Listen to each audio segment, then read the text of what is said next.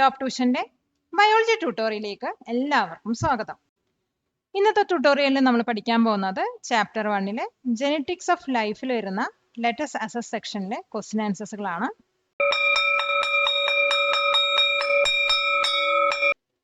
Question: are basic building blocks of DNA and RNA the same? Explain. DNAയുടെയും RNAയുടെയും basic ആയിട്ടുള്ള building ബ്ലോക്സുകൾ same ആണോ? അതിനെ കുറിച്ചിട്ട് എക്സ്പ്ലെയിൻ ചെയ്യുക. DNA പറയുന്നത് ഡീഓക്സി റൈബോ ന്യൂക്ലിക് ആസിഡ് ആണ്. അതുപോലെ RNA പറയുന്നത് റൈബോ ന്യൂക്ലിക് ആസിഡ് ആണ്. അപ്പൊ ഇവ രണ്ടിന്റെയും ബേസിക് ആയിട്ടുള്ള ബിൽഡിംഗ് ബ്ലോക്സ് സെയിം ആണ്. ഈ രണ്ടും ക്രിയേറ്റ് ചെയ്തിരിക്കുന്ന അല്ലെങ്കിൽ ഉണ്ടാക്കിയിരിക്കുന്നത് ന്യൂക്ലിയോടൈഡ്സ് പറയുന്ന പാർട്സ് യൂസ് ചെയ്തിട്ടാണ്. ഈ പാർട്സിനകത്ത് മെയിൻ ആയിട്ട് വരുന്ന 3 തിങ്സ് എന്ന് പറയുന്നത് ഒന്ന് ഷുഗർ, രണ്ടാമത് ഫോസ്ഫേറ്റും, മൂന്നാമത് നൈട്രജീനിയസ് ബേസസ് ആണ്. അപ്പൊ ഇതിന്റെ ഉത്തരം എങ്ങനെ വിശദീകരിച്ച് എഴുതാൻ നോക്കാം. Answer: yes, the building blocks are almost the same in DNA and RNA. DNA and RNA are both made of small parts called nucleotides.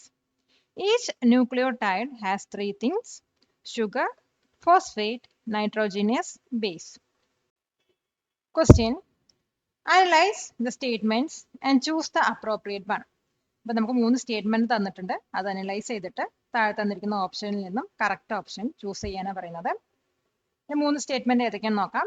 First one: F1 has similarity with both the parents. F1-ന് പാരൻസിന്റെ രണ്ട് പാരൻസിന്റെയും similarities ഉണ്ട്, അതായത് മദറിന്റെയും ഫാദറിന്റെയും similarities ഉണ്ട്. Second: F1 has no similarity with any of the parents' character intermediate to them. F1-ന് വന്നിട്ട് പാരൻസിന് രണ്ടാളുടെയും similarities ഇല്ല. Third one: F1 has similarity with one of the parents. F1-ന് വന്നിട്ട് പാരൻസിൽ ഒരാളുടെ similarity ഉണ്ട്. അപ്പൊ നമുക്ക് എന്തൊക്കെ ഓപ്ഷൻസ് ഉണ്ടെന്ന് നോക്കാം. First option: first one dominance, second one incomplete dominance, third one codominance. Second option: first one incomplete dominance, second one dominance, third one codominance. Third option: first one codominance, second one incomplete dominance, third one dominance.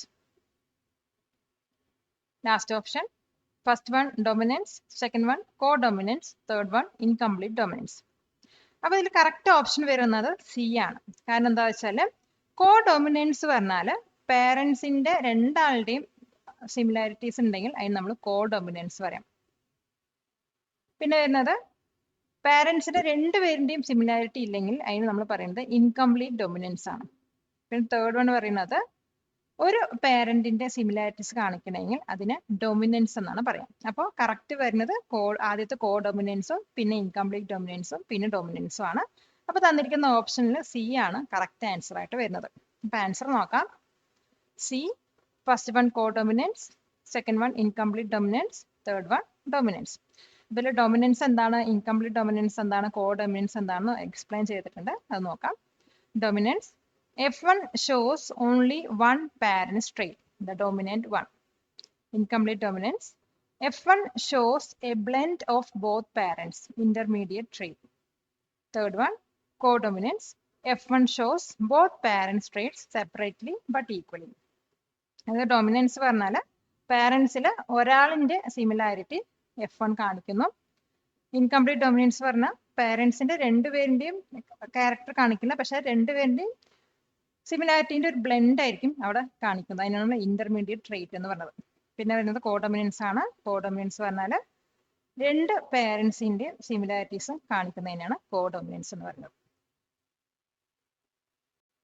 Question: Which of the following is contributed by organisms that reproduce sexually to their offspring?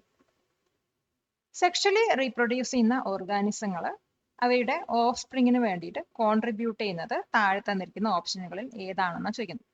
അപ്പോൾ offspring പറഞ്ഞു കഴിഞ്ഞാൽ ജനിക്കാൻ പോകുന്ന കുട്ടി അല്ലെങ്കിൽ ജനിച്ച കുട്ടി എന്നാണ് ഉദ്ദേശിച്ചത്. അത് ഓപ്ഷൻസ് നമുക്ക് എന്തൊക്കെയാണെന്ന് നോക്കാം. A all genes, B half of their genes, C 1/4 of their genes, D double the number of genes. അപ്പോൾ എന്താ പറഞ്ഞിരിക്കുന്നത് വെച്ചാൽ ഈ ഓർഗാനിസം വന്നിട്ട് ഓഫ് സ്പ്രിങ്ങിന് അവയുടെ എല്ലാ ജീൻസും കോൺട്രിബ്യൂട്ട് ചെയ്യും. അതാണ് എ. ബി പറയുന്നത് അവയുടെ half of the genes contribute ചെയ്യും. സി വന്നിട്ട് 1/4 ആണ് കോൺട്രിബ്യൂട്ട് ചെയ്യുന്നത്. ഡി വന്നിട്ട് അവയുടെ ജീൻസിന്റെ ഡബിൾ കോൺട്രിബ്യൂട്ട് ചെയ്യുന്ന പറഞ്ഞു. അപ്പൊ ഇതിന്റെ ആൻസർ വരുന്നത് ഹാഫ് ഓഫ് ദെയർ ജീൻസ് ആണ്. കാരണം മദറിന്റെ എഗ്ഗിൽ നിന്നും ഹാഫ് ജീൻസും അതുപോലെ തന്നെ ഫാദറിന്റെ സ്പേമിലുള്ള ഹാഫ് ജീൻസും ആണ് ഓഫ് സ്പ്രിങ്ങിന് കോൺട്രിബ്യൂട്ട് ചെയ്യുന്നത്. അതായത് ഓരോ പാരന്റും 50% ഓഫ് ദെയർ ജീൻസ് ആണ് കോൺട്രിബ്യൂട്ട് ചെയ്യുന്നത്.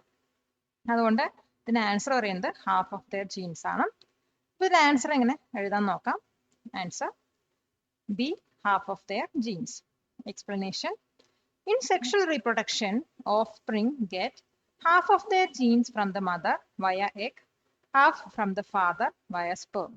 Each parent contributes 50% of the genetic material, so the offspring has a mix from both. ഈ വീഡിയോ ഉപകാരപ്പെട്ടുവെങ്കിൽ ലൈക്ക് ചെയ്യൂ, ഷെയർ ചെയ്യൂ.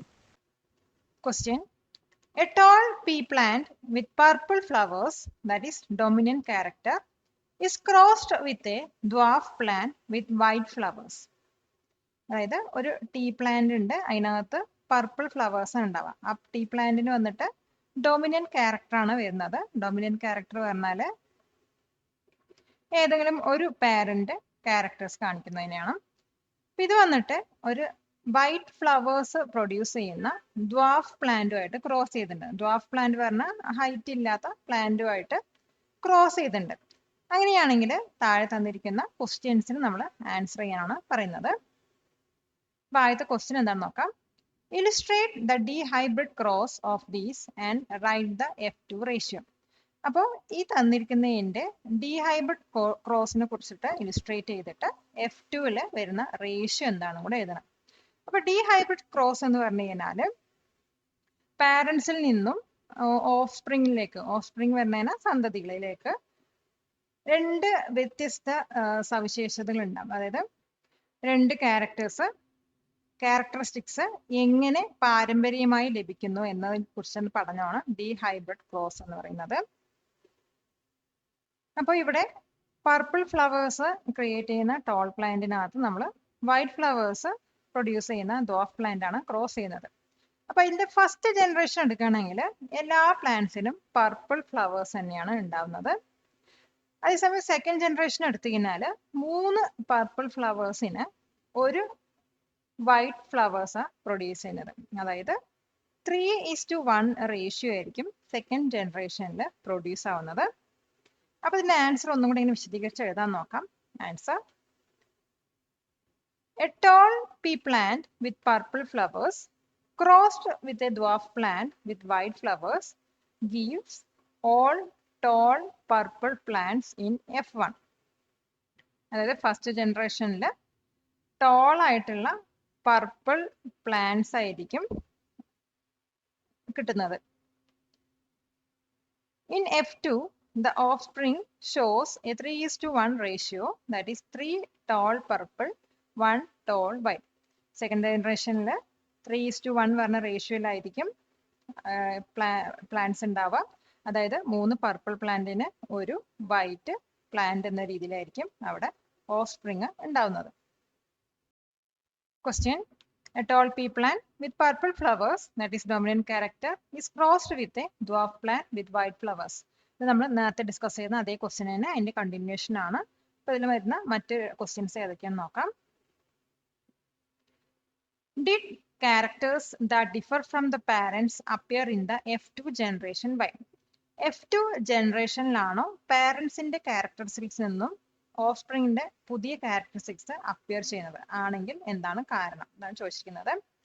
അതായത് സെക്ഷൽ റീപ്രൊഡക്ഷൻ സമയത്ത് ജനറ്റിക്കൽ റീകോമ്പിനേഷൻ മൂലമാണ് ഈ ഓഫ് സ്പ്രിങ്ങിന്റെ ക്യാരക്ടേഴ്സിൽ വ്യത്യാസം വരുന്നത്. അപ്പോൾ ഇതിന്റെ ആൻസർ എസ് എന്നാണ്. കാരണം വന്നിട്ട് ഇതിന് സെക്ഷൽ റീപ്രൊഡക്ഷൻ സമയത്ത് ജനറ്റിക്കൽ കോമ്പിനേഷൻ നടക്കുന്നത് കൊണ്ടാണ് അവരുടെ ക്യാരക്ടേഴ്സിൽ ഡിഫറൻസ് വരുന്നത്. അപ്പോൾ ഇതിന്റെ ആൻസർ എങ്ങനെ എഴുതാൻ നോക്കാം. Answer: yes, this happens because of genetic recombination during sexual reproduction. If both the genes are not assorting independently, how does it affect the F2 ratio? അതായത് രണ്ട് ജീൻസും വന്നിട്ട് ഇൻഡിപെൻഡന്റ് ആയിട്ട് തരം തിരിക്കുന്നില്ലെങ്കിൽ F2 റേഷ്യോയ്ക്ക് എന്ത് സംഭവിക്കും? F2 റേഷ്യോ എങ്ങനെ എഫക്റ്റ് ആവും എന്നാണ് ചോദിക്കുന്നത്. അപ്പൊ F2 റേഷ്യോയിൽ എന്തായാലും മാറ്റം വരും. പക്ഷെ പേരൻസിന്റെ ക്യാരക്ടറോട് വളരെ ക്ലോസ് ആയിട്ടുള്ള സാമ്യമായിരിക്കും അവിടെ കണ്ടത്. അത് പുതിയ ക്യാരക്ടറിസ്റ്റിക്സും ഉണ്ടാവും, അതോടൊപ്പം പേരൻസിനോടുള്ള ക്യാരക്ടേഴ്സിന്റെ സാമ്യവും അവിടെ കാണിക്കുകയും ഉണ്ടാവും. അപ്പൊ ഇതിന്റെ ആൻസർ എങ്ങനെ എഴുതാൻ നോക്കാം. Answer: the F2 ratio will be distorted. This means the F2 ratio will be closer to the parents' traits with fewer new trait combination. ഹൈസ്കൂളിൽ അക്കാഡമിക് എക്സലൻസിന് തയ്യാറാവുന്ന സ്റ്റുഡൻസിന് ഒരു സന്തോഷ വാർത്ത.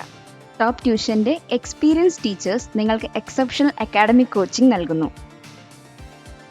റെഗുലർ ക്ലാസ്സസിന് പുറമെയുള്ള ടോപ്പ് ട്യൂഷന്റെ വീഡിയോ നോട്ട്സും റെഗുലർ ടെസ്റ്റുകളും നിങ്ങളുടെ അക്കാഡമിക് പെർഫോമൻസ് ബൂസ്റ്റ് ചെയ്യുന്നു. ഞങ്ങളുടെ സ്മോൾ ബാച്ച് സൈസ് സ്റ്റുഡൻസിന് ഇൻഡിവിജ്വൽ അറ്റൻഷൻ എൻഷുർ ചെയ്യുന്നു.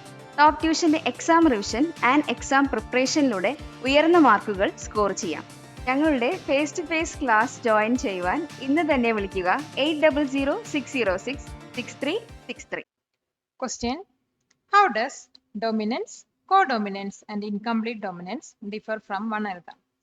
എങ്ങനെയാണ് ഡോമിനൻസും കോഡോമിനൻസും ഇൻകംപ്ലീറ്റ് ഡോമിനൻസും ഒന്നിൽ നിന്നും മറ്റൊന്ന് ഡിഫറെന്റ് ആവുന്നത്?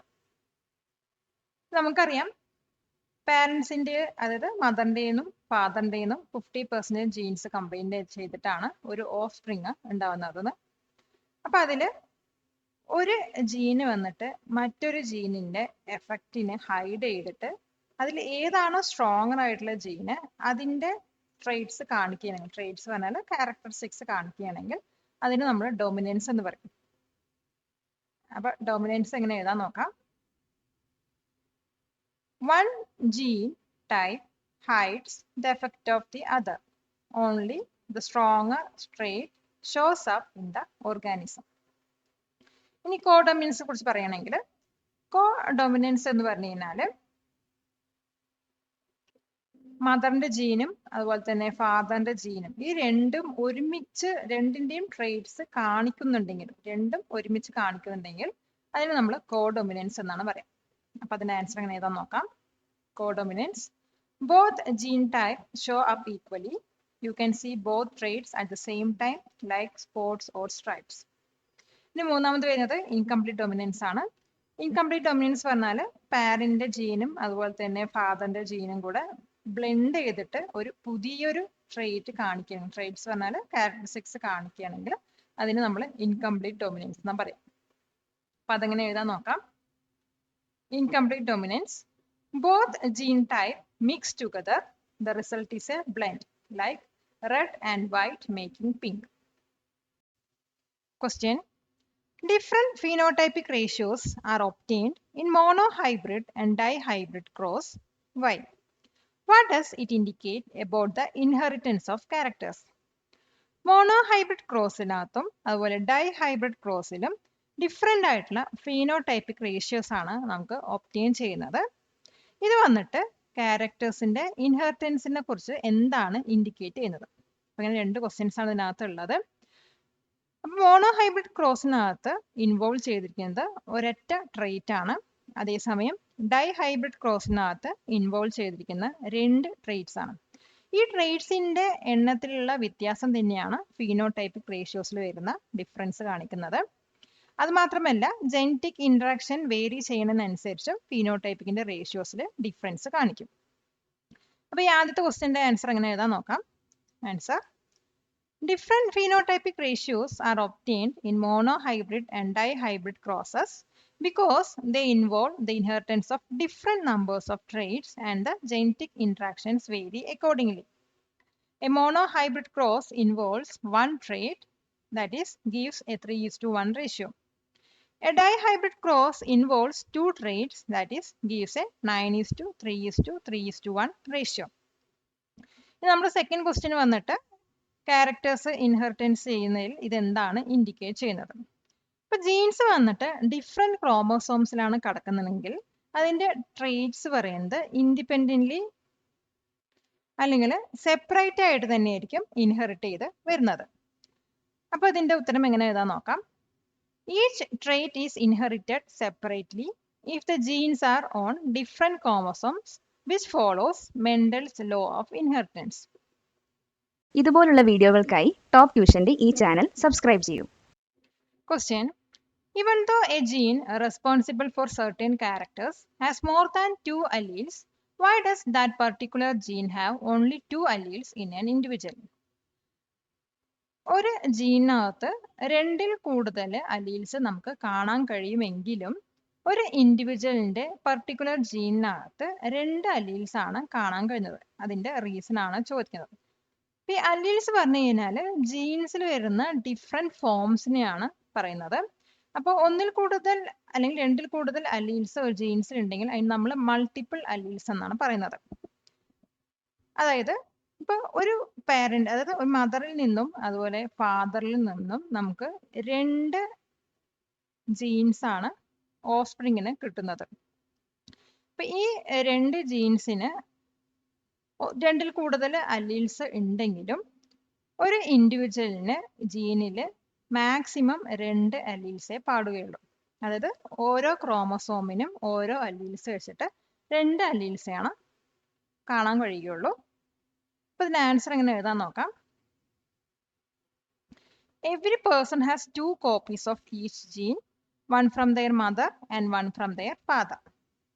So even if a gene has many possible alleles called multiple alleles, an individual can only have 2 alleles, one on each chromosome. അപ്പോൾ ഇതിനൊരു എക്സാമ്പിൾ ആയി പറയുകയാണെങ്കിൽ ബ്ലഡ് ഗ്രൂപ്പ് പറഞ്ഞൊരു ജീനകത്ത് 2ൽ കൂടുതൽ അലിലീസ് നമുക്ക് കാണാൻ കഴിയും. അതായത് എ ഉണ്ടാവും, ബി ഉണ്ടാവും, ഒ ഉണ്ടാവും. ബ്ലഡ് ഗ്രൂപ്പ്സുകൾ എ ഉണ്ടാവും, ബി ഉണ്ടാവും, ഒ ഉണ്ടാവും. പക്ഷെ ഒരു ഇൻഡിവിജ്വലിന്റെ ജീനകത്ത് ഇതിന്റെ 2 അലിലീസ് മാത്രം കാണാൻ കഴിയുള്ളൂ. അതായത് ഒന്നില്ലെങ്കിൽ എ ആവാം, അല്ലെങ്കിൽ ബി ബി ആവാം, അല്ലെങ്കിൽ എ ഒ ആവാം, അങ്ങനെ വരാൻ പറ്റുള്ളൂ. അപ്പൊ ഇതിനൊരു എക്സാമ്പിൾ കൂടി നോക്കാം. Example: The blood group gene has 3 alleles A, B and O. But each person can only have 2 of these, like AA, AO, AB, etc. Question. Although the DNA possesses all genetic information for protein synthesis, RNA is also required for protein synthesis. Why? But DNA ന്റെ കയ്യിൽ protein സിന്തസിസിന് ആവശ്യമുള്ള എല്ലാ genetic information ഉണ്ടെങ്കിലും protein സിന്തസിസിന് RNA കൂടി ആവശ്യമുണ്ട്. അതിന്റെ കാരണം എന്താണ്? ഇപ്പൊ DNA പറയുന്നത് ന്യൂക്ലിയസിനകത്താണ് കിടക്കുന്നത്. പക്ഷെ ആ ന്യൂക്ലിയസിൽ നിന്നും DNA ലീവ് ചെയ്ത് പുറത്തു വരാൻ പറ്റില്ല. പക്ഷെ ഈ പ്രോട്ടീനൊക്കെ സിന്തസൈസ് ചെയ്യുന്നത് റൈബോസോമിന്റെ അകത്താണ്. അത് വന്നിട്ട് ന്യൂക്ലിയസിന്റെ പുറത്താണ് കിടക്കുന്നത്.